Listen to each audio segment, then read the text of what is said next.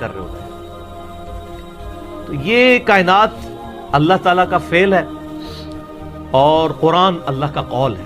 قول اور فعل میں تضاد نہیں ہوتا. اللہ نے جتنے physical phenomena of nature discuss کیے ہیں وقت کے ساتھ ساتھ وہ چیزیں ریویل ہو رہی ہیں الحمدللہ, اور یہ ہمیں خدا کی طرف لے کے جاتی ہیں. تو میں البرٹ آئنسٹائن کی بات کر رہا تھا, تو انہوں نے اس وقت میتھمیٹیکلی یہ چیز پروف کی تھی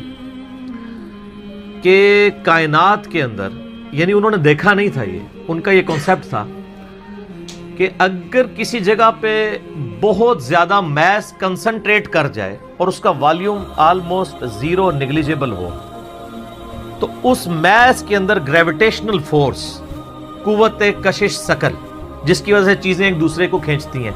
یہ میں گلاس جب یہاں سے چھوڑوں گا تو نیچے جائے گا, اوپر نہیں جائے گا, اس لیے کہ زمین اسے اپنی طرف کھینچ رہی ہے. تو اس کی ایک طاقت ہے جس سے وہ 9.8 میٹر پر سیکنڈ اسکوئر کی ایکسلریشن ہوتی ہے. تو انہوں نے کہا تھا کہ اگر ایسا میس کائنات میں کہیں ایگزسٹ کرتا ہو کہ اس کا والیوم تو آلموسٹ زیرو ہو, لیکن اس کا جو میس ہے وہ وہاں پہ انٹینس میس ایسا کنسنٹریٹ کرے, تو اس کی گریویٹیشنل فورس اتنی زیادہ ہوگی کہ اس کے پاس سے بھی اگر کوئی ستارہ گزرے گا تو وہ اس کو ہڑپ کر لے گی,